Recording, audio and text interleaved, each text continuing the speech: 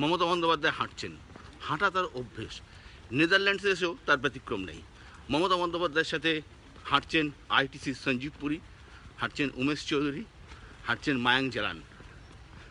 মোটামুটি 8 কিলোমিটার হয়ে গেছে, কিন্তু মমতা বন্দ্যোপাধ্যায় নেদারল্যান্ডসের রাস্তা দিয়ে এখনও হেঁটেই চলেছে।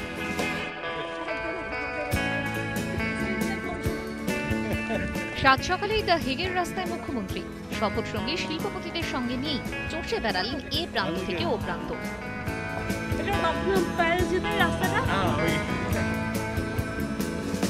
কোথায় এগিয়ে ইউরোপের অন্যতম সেরা শহর, কিভাবে চলে নাগরিক পরিষেবা ও পরিবেশ রক্ষার কাজ, সবই খুঁটিয়ে জানলেন মুখ্যমন্ত্রী।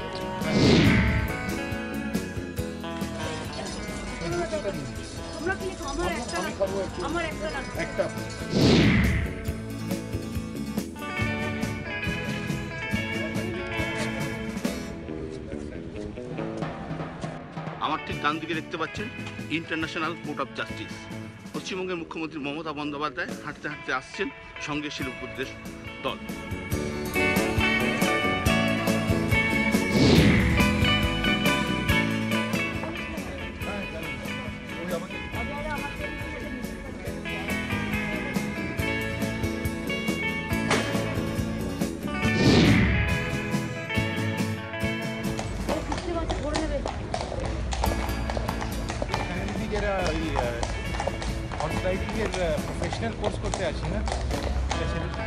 দ্য হেগে বেশ কিছু মানুষই প্রতিদিন যাতায়াত করেন ঘোড়ার গাড়িতে।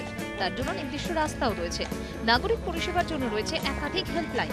জঞ্জাল পরিষ্কার হোক কিংবা জল সরবরাহ, কোথাও এতটুকু নড়চড় হওয়ার উপায় নেই। রাস্তায় হাঁটতে হাঁটতে সেসব নিয়েও খোঁজ নিলেন মুখ্যমন্ত্রী। দ্য হেগের অভিজ্ঞতা রাজ্যেও কাজে লাগাতে চান, ইঙ্গিত মিলল মুখ্যমন্ত্রীর কথায়। দ্য হেগ থেকে বিশ্ব মজুমদারের রিপোর্ট, ইটিভি নিউজ বাংলা।